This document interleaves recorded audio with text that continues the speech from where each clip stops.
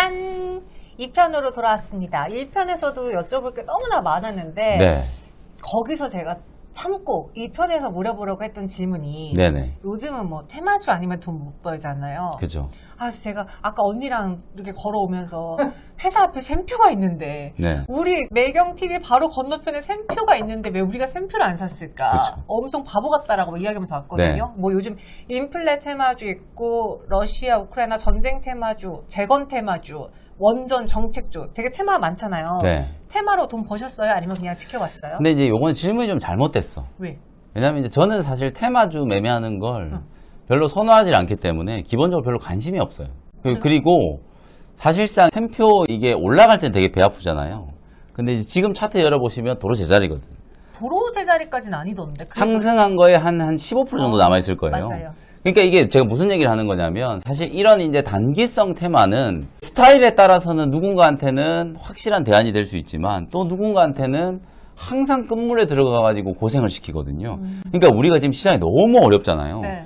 오늘도 하락 종목이 막 2,100개가 넘으니까 이런 테마주들 말고는 올라가는 게 없다 보니까 그런 거라도 하나 사가지고 이제 수익을 내려고 하잖아요. 근데 시장도 주가가 움직이는 것도 관성이 있지만 매매하는 것도 이게 관성이 있거든요. 내가 자꾸 이런 테마주들을 매매를 하다 보면 정작 이제 시장이 좋아지고 있는데도 테마주를 계속 매매를 하게 돼요. 근데 재미가 있던 거. 재미가 사실 이제 이런 분들이 많아요. 정말 많은 게 왜 그러냐면 제가 항상 이제 투자자분들 만나면 해드리는 얘기가 뭐냐면 주식 투자를 왜 하느냐를 스스로에게 한번 물어보자. 우리가 이제 재미를 느끼려고 짜릿한 손맛을 느끼려고 하면 강원랜드를 가야지 주식 투자를 하면 안 돼요. 그러니까 많은 분들이 주식 투자를 하면서 정말 짜릿하고 재밌는 내가 주식을 하나 사놨는데 그게 다음날 막 20% 30% 급등하는 그 쾌감 때문에 주식 투자를 하시는 분들이 있거든요. 정말 위험한 스타일이에요. 그런 분들은 그냥 강원랜드를 가시는 게 좋다.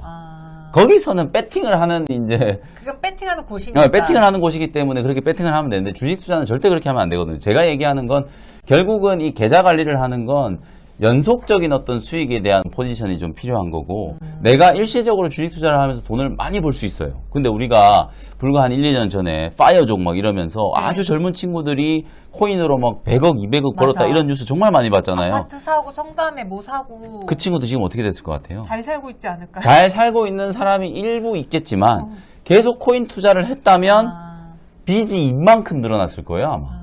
그런 경우들이 생길 수가 있기 때문에 사실 이제 주식 투자라는 걸 여러분들이 정말 한 달, 두 달 하고 관둘 게 아니라면 아무리 시장이 어려워도 이 단기 투자에 대한 포지션은 좀 최소화하는 게 중요하고 그리고 실제로 최근에 이제 말씀해 주신 것처럼 움직였던 종목이 뭐 샘표라든지 이런 식품 관련주들 팜스토리 막 이런 종목들 많이 움직였고 에너지 관련된 종목들 GSE, 대성에너지 이런 종목들 많이 움직였고 최근에는 뭐 우크라이나 전쟁이 아직 끝나지도 않았는데 전후 복구 관련된 종목들이 막 급등하고 그렇잖아요.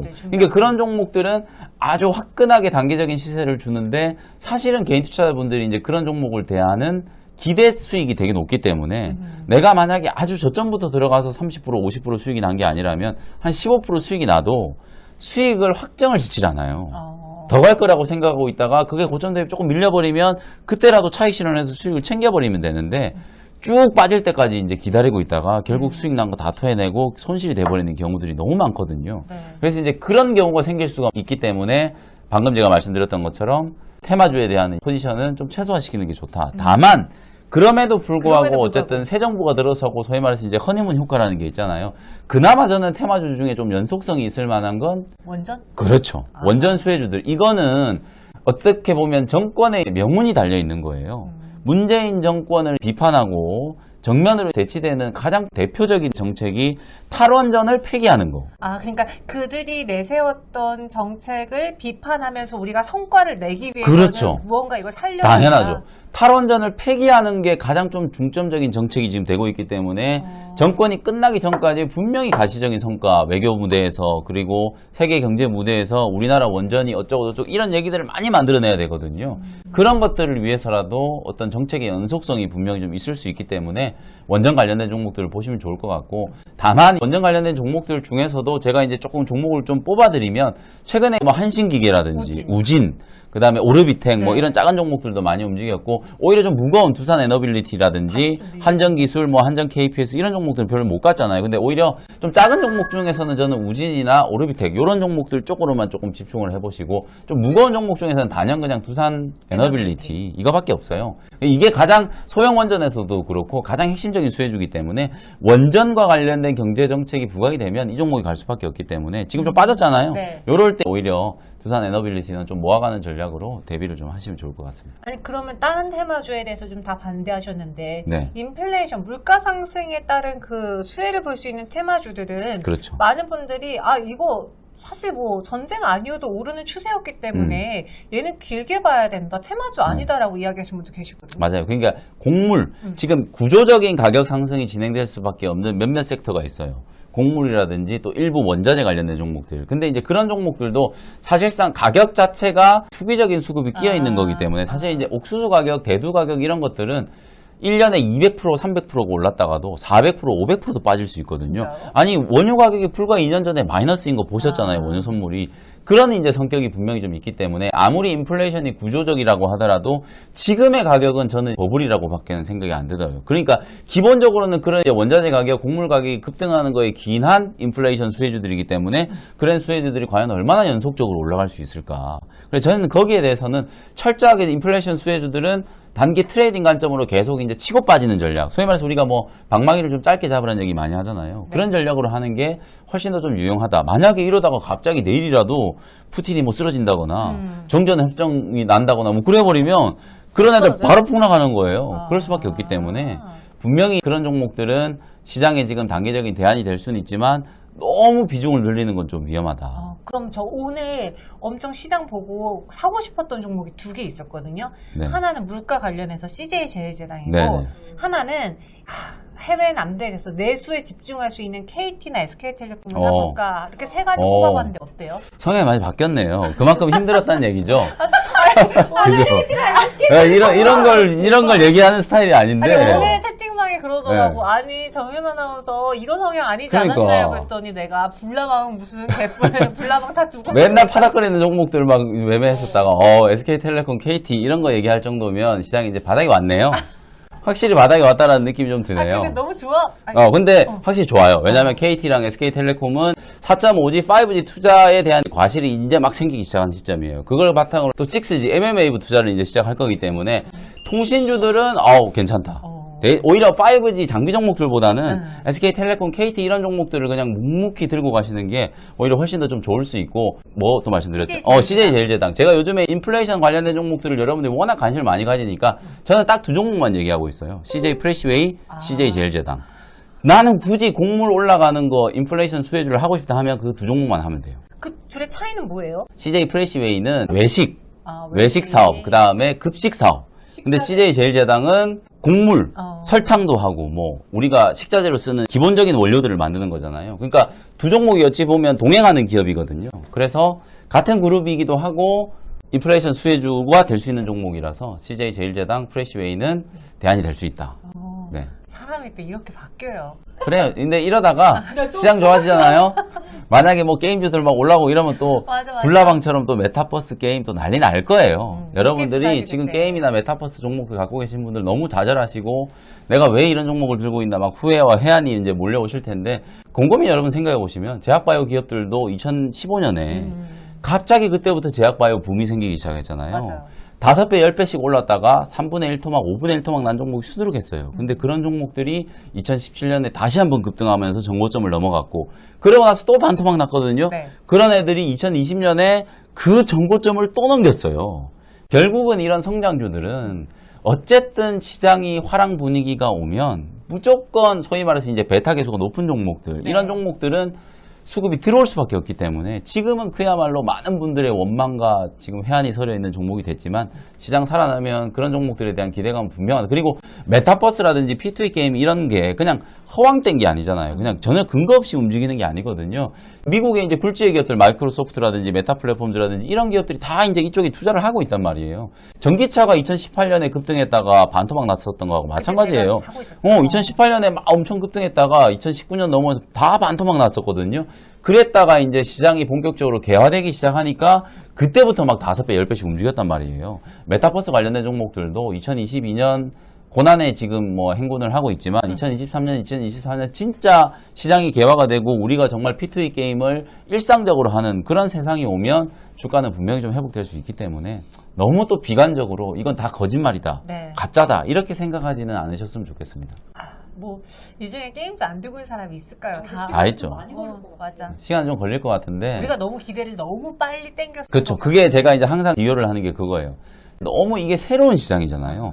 메타버스라는 정말 좀 핫하잖아요. 새롭고 핫한 걸 주식시장은 항상 갈구하기 때문에 거기에다가 작년에 그 유동성 장세의 어떤 피날레 정말 화려한 마무리 불꽃을 얘네들이 이제 태워버린 거예요. 그러다 보니까 컴투스 뭐 그다음에 위메이드 이런 게임주들이 뭐 펄어비스 카카오게임 이런 종목들이 시총이 막 10조 넘어가는 종목들이 막 쏟아지고 이랬었잖아요. 그러니까 그 거품이 소위 말해서 제가 아까 말씀드린 것처럼 주가는 항상 펀더멘탈보다 먼저 움직이는데 펀더멘탈은 오히려 후행을 하고 있는데 주가는 너무 가버린 거예요. 그러니까 그 버블을 이제 빼내기 위한 과정이 정말 좀 혹독하다. 그래서 위메이드는 뭐 거의 뭐 3분의 1 토막, 4분의 1 토막 났고 웬만한 게임주들 다 뭐 반토막 이상 지금 조정을 좀 받았잖아요. 그래서 이게 한 번에 살아나기는 좀 어려운데 어쨌든 저는 또 시간적인 여유, 현금 여유가 있는 분들이라면 오히려 지금 이렇게 완전히 투자 심리가 바닥을 치고 있는 게임주들 서서히 그냥 분할 매수하면서 또 때를 기다리면 분명히 또 한번 강한 시세가 분출되는 시점이 언제 온다라고 제가 정확하게 말씀드리기는 좀 어렵겠지만 분명히 온다. 네. 네. 제가 최근에 얘네 좀 과하게 빠졌네라고 생각하고선 펄어비스 2주를 샀다가 샀는데 2주 사면은 15만 원어치 샀거든요. 네. 근데 벌써 마이너스 3만 원이에요. 15만 그래요? 원 중에. 그래서 안 되겠다. 실적으로 가야겠다. 네. 그래서 최근에 뭐 기판주도 두드려 보고 있고 그렇죠. 실적주도 보고 있는데 혹시 저는 더 이상 시장 못 믿겠습니다. 실적 아니면 못 믿겠어요. 실적으로 하나 주세요라고 하면은 어떤 종목군들 볼까요? 특히 오늘 같은 시장, 이제 시장에 대한 불신이 정말 크게 달아있는 시점이에요. 근데 이제 제가 이제 딱 좀 강조를 하고 싶은 건 반도체 업종은 반드시 여러분들이 지금 비중을 확대하는 좋은 기회다. 아까 제가 삼성전자도 뭐 좀 농담 반 진담 반으로 집을 팔아서라도 이제 삼성전자 사야 된다 이런 말씀을 이제 요즘에 좀 드리고 있는데 물론 삼성전자 주가가 더 빠지면 네. 만약에 이제 6만 원을 터치한다 그러면 진짜 집 팔아서 사야 돼요 삼성전자. 전이는 최근에 삼성전자에 대한 믿음이 많이 사라졌다고 네. 막 저런 분들 많아요. 왜 그러냐면 삼성전자가 사실은 펀더멘탈이 좋다라는 건 누구나 다 알고 있는데 주가가 그만큼 못 움직이니까 네. 사실상 이거는 약간 헛된 꿈이 아닌가 어. 그런 생각을 하시는 분들이 많거든요. 근데 이제 삼성전자는 저는 올해가 가기 전에 10만 원 넘어간다라고는 얘기 못 하겠어요. 근데 삼성전자 제가 올해가 넘어가기 전에 장담하건대 8만 원은 분명히 구경한다. 8만 무조건. 근데 지금 6만 원 중반대니까 8만 원 정도면 한 20%는 되거든요. 그러니까 이제 삼성전자를 필두로 해서 SK 하이닉스도 한 14만 원 정도까지는 올해 안에 저는 분명히 구경할 수 있다라고 보기 때문에 삼성전자, SK 하이닉스 아랫단에 있는 반도체 소부장 종목들 그 중에서도 지금 뭐 P3 투자 얘기 나오고 바이든 대통령 뭐 방한한다고도 하고 아마 이재용 부회장이 뭐 언제 사면이 될지 모르겠지만 국내 투자를 이제 더 많이 하게 될 거거든요. 그러면 이제 직접적인 수혜를 입을 수 있는 전공정, 후공정의 장비, 소재 기업들 이런 종목들은 여러분들이 분명히 관심을 가지셔야 되고 방금 얘기해 주셨던 것처럼 반도체 기판, 뭐 심텍, 대덕전자, 코리아 서키트, 회성 DS 이런 종목들은 제가 계속 오늘 펀더멘탈하고 주가 비교를 해서 말씀드리잖아요. 그런 종목들은 오히려 반대예요. 네. 펀더멘탈이 이만큼 가 있는데 지금 주가가 못 따라가는 거예요. 심택은 오히려 호실적 발표하고 떨어졌어요. 네, 주가가 떨어지잖아요. 그러니까 심텍은 1분기 때 영업이익이 지금 800억 후반대가 나왔잖아요. 800억 중반대가. 근데 지금 주가는 1조 5천억 뭐 왔다 갔다 할 거예요, 아마. 해성 DS가 지금 벌써 주가가 많이 올라가지고 1조 4천억 가까이 됐었거든요. 근데 심텍 같은 경우에는 사실 이론적인 가치로 보면 지금 시총이 4조가 가도 이상할 게 없어요. 근데 지금 시총이 1조 5천억도 안 되는 자리에서 지금 머물러 있는 상태니까 말씀드렸던 것처럼 펀더멘탈이 지금 이만큼 먼저 앞서가고 있는데 주가가 못 따라가고 있는 상황이에요. 근데 이 주가가 못 따라가는 상황은 일시적으로 지금 시장이 되게 침체 국면이기 때문에 아무리 좋은 종목도 시장이 뒷받침이 되고 수급이 뒷받침이 되고 투자 심리가 뒷받침이 안 되면 주가는 못 올라가거든요. 근데 결국엔 그런 종목들은 시장 분위기가 풀리면 가장 먼저 치고 올라가면서 신고가를 치고 제대로 된 가격을 찾아가기 때문에 지금 저는 딱 다 필요 없고 모든 업종을 통틀어서 세 종목만 딱 사라고 하면 그냥 아무 업종도 안 사고 반도체 기판 심텍, 대덕전자, 코리아 서키트 이런 종목들을 살 것 같아요. 아니 그냥 기판으로 그냥 올리는데요? 저는 이제 올인하는 걸 절대로 선호하지 않지만 그 정도로 실적 대비해서 저평가되어 있는 종목들이고 앞으로 적어도 한 2, 3년 동안에는 이 기판 쇼티지 FCBGA 투자를 이제 작년 하반기부터 시작했잖아요. 근데 이제 앞으로 이 FCBGA 패키징 이 기판이 정말 중요한 게 뭐냐면 자율주행뿐만 아니라 거의 모든 산업에 이 첨단 패키징 기술이 다 들어가요. 그럼 이 반도체에 대한 어떤 패키징 기술이 계속 업그레이드 되고 그에 따른 수요는 늘어나는데 설비 투자가 지금 작년 하반기부터 시작됐거든요. 네. 그러면 본격적으로 양산이 되는 건 올해 하반기나 돼야 양산이 된단 말이에요. 그러면 그 쇼티지가 1년 더 이어지고 호황 사이클이 2, 3년 더 간단 말이에요. 그러면 이 기업들은 일시적으로 진단키트 관련된 종목들이 주가가 못 가는 이유가 아니, 코로나 끝나면 끝이잖아 이렇게 생각하기 때문에 그런 거거든요. 근데 그런 기업들하고는 차원이 다르게 호황 사이클이 상당히 오랜 동안 이어질 수 있는 가능성이 높다라고 보기 때문에 기판 종목들은 그냥 빠질 때마다 매수. 오케이. 네. 빠질 때마다 매수라고 해주셨다. 제가 근데 오늘 처음으로 방송할 때 마감 동시효과 구간에 마감에 산다라는 코너가 있어요. 네네. 근데 오늘 처음으로 마감에 안 사셔도 됩니다. 여러분 들어만 보세요라고 했거든요. 그러니까 그만큼 안 사는 게 답일까 싶은 생각이 들어서 그렇게 말씀드렸는데 네. 마지막으로 개인 투자자분들이 많이 하는 질문은 무엇인지 또 해주고 싶으신 조언이 있다면 네. 정리해 볼게요. 가장 많이 하는 질문이 이거예요. 과연 시장이 어디까지 빠지냐. 이거 사실 솔직히 저도 이제 좀 비겁하지만 네. 잘 모르겠어요. 왜냐하면 이미 제가 이제 분석할 수 있는 수준에서 빠질 수 있는 자리를 이미 넘어섰어요. 이미 넘어서 버렸기 때문에 사실상 이게 어디까지 빠진다라고 여러분들께 단언해서 말씀드리긴 어렵다. 그러나 아까 제가 일부에 말씀드렸던 것처럼 우리가 여러 가지 역사적인 경험들 그리고 지금은 좀 진보하지만 여러 가지 멀티플들 이런 것들이 너무 감회도라는 시그널들을 많이 보여주고 있거든요. 그래서 네. 적어도 지금 조금 더 빠질 수는 있겠지만 지금까지 주식을 감내하고 보유를 하셨던 분들은 이제 와서 매도를 해서 리스크 관리한다라는 생각은 너무 어리석은 생각이다. 쉽게 비유를 하면 다 두드려 맞아놓고 도망가는 거예요. 맞기 전에라도 도망을 갔으면 되는데 이미 다 얻어맞아 놓고 이제 그제서 도망을 간다는 거거든요. 그래서 지금은 여러분들이 너무 심리적으로 괴롭고 좀 힘든 구간인 건 분명히 좀 이해가 되지만 주식을 조금 더 냉정하게 그리고 지금 이런 걸 그냥 무턱대고 기다리시라는 게 아니라 제가 아까 말씀드린 것처럼 지금 조금 관심을 가져야 되는 종목 업종에 대한 걸 강조를 많이 해드리잖아요. 내가 들고 있는 포트를 쭉 보시면서 네. 그것과 좀 거리가 먼 종목들은 좀 정리를 하고 어차피 지금 모든 종목이 다 빠져 있으니까 그러니까 반등시 정리하고 그렇죠. 정리를 하고 조금 더 시장이 살아났을 때 탄력적으로 올라갈 수 있는 종목들 쪽으로 비중을 점차 좀 늘리는 전략. 그 전략을 지금 이제 고민을 하시면서 시장을 좀 버티시면 좋을 것 같다. 이렇게 당부를 좀 드리겠습니다. 알겠습니다. 뭐 항상 긍정론자라고 이야기를 네. 했는데 시장에서 이제는 긍정적인 면을 바라볼 수 있기를 마지막으로 기다려 보면서 여기서 인사를 드려보겠습니다. 만약에 더 빠지면 또 찾아올 거예요. 네. 찾아오세요. 알겠습니다. 저희는 다음에 뵐게요. 안녕.